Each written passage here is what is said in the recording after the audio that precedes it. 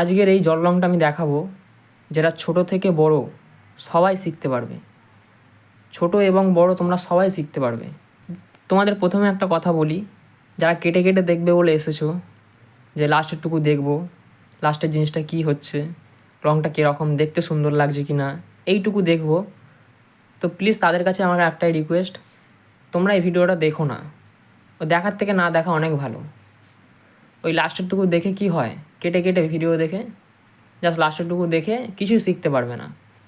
Main হচ্ছে প্রথম ধাপটা, প্রথম কালারটা আমি কীভাবে দিচ্ছি, এই জিনিসগুলো যদি ভালোভাবে লক্ষ্য করো তাহলে লাস্টের রেজাল্টটা, লাস্টের যে আউটপুটটা সেটা অবশ্যই ভালো হবে। কিন্তু ওই লাস্টেরটুকু দেখবো, দেখে তারপর একবারে খাতা নিয়ে বসে পড়বো, ওভাবে তো ওয়াটার কালার হয় না। জল রঙটা এইভাবে হয় না। পুরোটা দেখো, ধৈর্য ধরে দেখো, কেউ স্কিপ করে যেও না। তাহলে মেন যেখানটা ইম্পর্টেন্ট, কীভাবে কোন কালারটা দিচ্ছি, তো সেখানটা তোমরা যদি না বুঝতে পারো তাহলে কীভাবে শুরু করবে, খাতায় ছবিটা আঁকবে কীভাবে, এটাই হচ্ছে দেখার বিষয়, এটাই বোঝার বিষয়। এখানে আমি প্রথমে পেন্সিল দিয়ে আগে পুরো আঁকাটাকে এঁকে নিয়েছি। এরপর দেখো যে কালারটা আমি চাপাচ্ছি সেটা মোটামুটি জল নিয়েছি একটা, আর রঙটাও কিছুটা পরিমাণ নিয়েছি। তবে এখানে জলের পরিমাণটা একটু বেশি থাকবে। এখানে রং করার আগে আমি একটা কথা বলি, প্রথম যে জায়গাটা তুমি রং চাপাবে সেই জায়গায় রঙের থেকেও যেন জলের পরিমাণটা বেশি থাকে। যেমন এই ফুলদানিটার কথাই আমি বলি, এখানে আমি প্রথম শুরু করছি টবটা, ফুল গাছের টবটা, তো সেই জায়গায় দেখো জলের পরিমাণটা অনেকটা বেশি আছে আর রঙের পরিমাণটা কম আছে। এই ছবিটার পুরো লাইটটা আসছে আমার এই ডান দিক থেকে আসছে, তাহলে যদি ডান দিক থেকে লাইটটা আসে তাহলে এই ফুল গাছের টবটার ঠিক ডান দিকেই লাইটটা পড়বে। এবার এখানে আমি আস্তে আস্তে কালারটা দিতে শুরু করেছি। ঠিক যে দিকটা ডার্ক হবে সেই দিকটা একটু ডার্ক কালারটা, সেই কালারের টোনটা সেটাকে রেখেছি। এবং যেই দিকটা লাইট ফেলবো, অর্থাৎ এই ফুল গাছের টবের ঠিক ডান দিকটা, তো সেই দিকটা তোমরা লক্ষ্য করো, আমি বাঁ দিক থেকে মানে ডার্ক ভ্যালু থেকে আস্তে আস্তে লাইট টোনে নিয়ে যাচ্ছি, মানে কালারটা অনেকটা লাইট হবে। এই বাঁ দিকের তুলনায় সাইডের যে ডান দিকটা আছে, যে ফুল গাছের টবের যে ডান দিকটা আছে, তো তার দিকে যে কালারটা সেটা দেখো বাঁ দিকের তুলনায় অনেকটা হালকা। কারণ কেন হালকা, এখানে সূর্যের আলোটা বা যে কোনো লাইটটা আমার সরাসরি ফুল গাছের টবের ঠিক ডান দিকে লাইটটা আমার পড়ছে। এবার এখানে লক্ষ্য করো, এই কালারটা আমার শুকিয়ে গেল। ঠিক শুকিয়ে যাওয়ার পরে মোটামুটি অনেকটাই শুকিয়ে নেবে, ভালোভাবে শুকিয়ে নেবে। তারপর দেখো এখানে আরও একটু ডার্ক টোন, আরও একটু কালারটাকে আমি বেশি পরিমাণে নিয়েছি। কালারটা জলের তুলনায় এখানে কালারটা আমি অনেকটা বেশি পরিমাণে নিয়েছি, কারণ এখানে জলটা খুবই কম থাকবে, মোটামুটি একটা জল থাকবে যাতে তুমি রঙটা বা তুলিটা ভালোভাবে চালাতে পারো। এখানে আমি আবারও বলছি, রঙটা একটু বেশি পরিমাণে লাগবে, কারণ এটা আমাকে বোঝাতে হবে যে কোন দিকটা লাইট আসছে এবং কোন দিকটা ছায়া পড়ছে। এখানে আমি একটা কথা বলি, এটা কিন্তু বেসিক ওয়াটার কালার, এটা কিন্তু অ্যাডভান্স ওয়াটার কালার নয়। যারা তুলিটাকেই প্রথম হাতে নিয়েছো, যারা জল রঙটাই প্রথম শুরু করে বলে ভাবছো, ভিডিওটা তাদের জন্য ভেরি ভেরি ইম্পর্ট্যান্ট। ভিডিওটা ভালোভাবে দেখো। এখানে তোমরা পুরোপুরি বুঝতে পারছো যে যে দিকটা আমি লাইট টোন সেদিকটা দেখো থেকে থেকে অনেকটা হালকা, আর বাঁ দিকের টোনটা দেখো, বাঁ দিকটা দেখো এখানটা অনেকটা ডার্ক টোন, মানে ডার্ক থেকে থেকে জিনিসটা অনেকটা হালকা হয়েছে।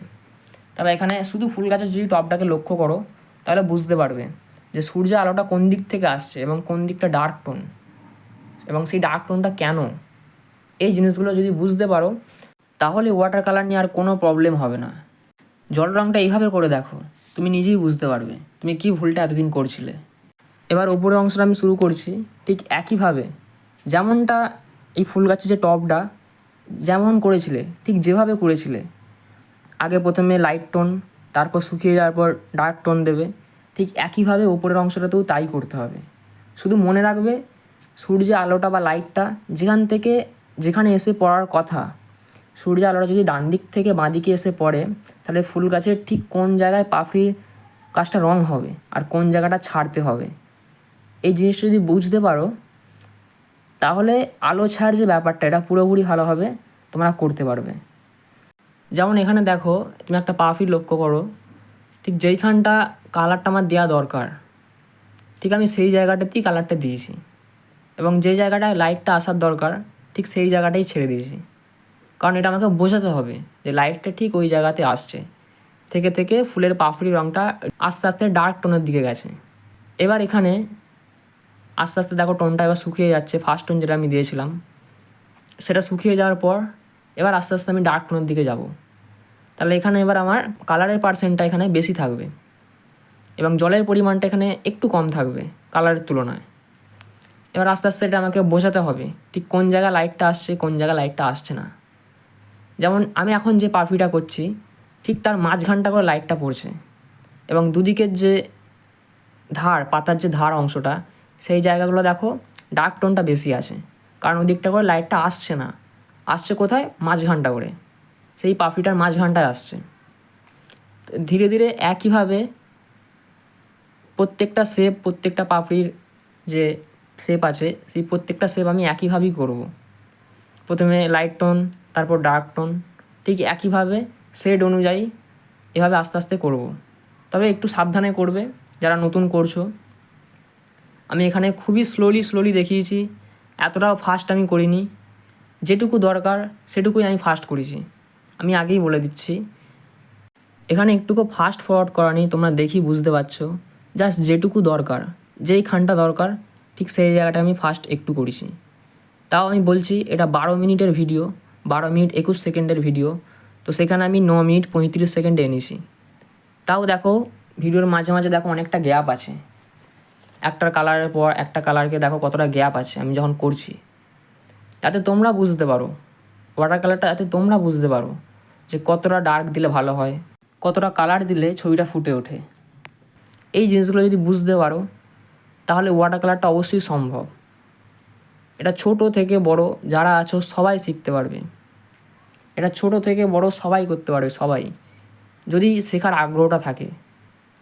আমি বারবার বলে দিচ্ছি, যারা দেখতে এসছো তারা পুরোটা দেখো, যারা শিখতে এসছো তারা পুরোটা দেখো, কিন্তু প্লিজ ভুল করে কেউ স্কিপ করো না। আমি কোন জায়গায় কতটা পরিমাণ জল, কতটা পরিমাণ রং দিচ্ছি, এগুলো যদি বুঝতে না পারো তাহলে তো রং তো ঘেঁটে যাবেই, পুরো পাতা তো রং হয়ে যাবে, তাই না? জলের পরিমাণ যারা খুব বেশি দিয়ে প্রথম দিকে একদম কাজ করা শুরু করে, তো তাদের ক্ষেত্রে এটা একই ভুল হবে। জল বেশি দেওয়ার কারণে পুরো পাতাটা জল হয়ে যাবে এবং যাই কালার দাও, যে কোনো কালার দাও, পুরো কালারটা জলের সঙ্গে একদম মিশিয়ে যাবে। এটা স্বাভাবিক, এটা তোমরা বাড়িতে যখন করবে, লক্ষ্য করবে, তাহলেই ভুলটা বুঝতে পারবে। ভুল করতে করতে আস্তে আস্তে শিখতে হবে, কিন্তু সেই ভুলগুলোকে ধরতে হবে। এই একই ভুল যদি বারবার করে যাও তাহলে সেই ভুলটা আর শোধরাবে না। এবার এখানে দেখো পাতাটার ক্ষেত্রেও, ফুলের যে পাতাটা আছে ওখানেও ফার্স্ট আমি হালকা লাইট কালার দিয়েছি, কিছুটা ইয়েলো এবং কিছুটা সবুজ কালার মিশিয়ে সেই লাইট থেকে ডার্ক টোনে এনেছি, বা ডার্ক টোন থেকে লাইট টোনে, যেটাই বলো সেটা আমি করেছি। আর তারপরে তার সাইড দিয়ে যেই দিকটা আমার অনেকটা ডার্ক আছে, যে দিকটা আমার আলো আসছে না, পাতার ঠিক নিচের দিকের অংশটা, সেই দিকটা দেখো অনেকটা ডার্ক টোন। এটা বোঝাতে হবে যে পাতাটা আমার আলোটা কোন দিক থেকে আসছে, পাতায় যে আলোটা পড়ছে সেটা কোন দিক থেকে আসছে। এগুলো যদি বোঝাতে পারো জল রং সুন্দর হবেই, আমি কথা দিচ্ছি। জল রংকে সুন্দর করার জন্য কোনো অত ডিটেলিং করার দরকার নেই, ঠিক আছে? অত ডিটেলিং করার দরকার নেই, জল রং অত ডিটেলিংয়ে হয় না। তুমি তোমার মতন করো, জাস্ট সিম্পল করে ছেড়ে দাও, দেখবে সে আপনি আপনি সুন্দর হবে। যতটা সাধারণভাবে করবে জল রং ততটাই সুন্দর হবে। এটা করে দেখো, এটা প্র্যাকটিস করো বাড়িতে, প্র্যাকটিস করো। অবশ্যই আমাকে কমেন্ট বক্সে লিখবে তোমরা কতটা পেরেছো। এবার এখানে আমি কিছুটা ছায়া করে দিচ্ছি, যে ছায়াটা আমার পড়ছে নিচু দিকে, সেই ফুল গাছের যে টবের ছায়াটা, সেখানে আমি নিচু দিকে করে দিয়েছি। আজকে জল রঙের ভিডিও এতটাই ছিল। তোমরা বাড়িতে অবশ্যই ভালোভাবে প্র্যাকটিস করো, এইভাবেই প্র্যাকটিস করো।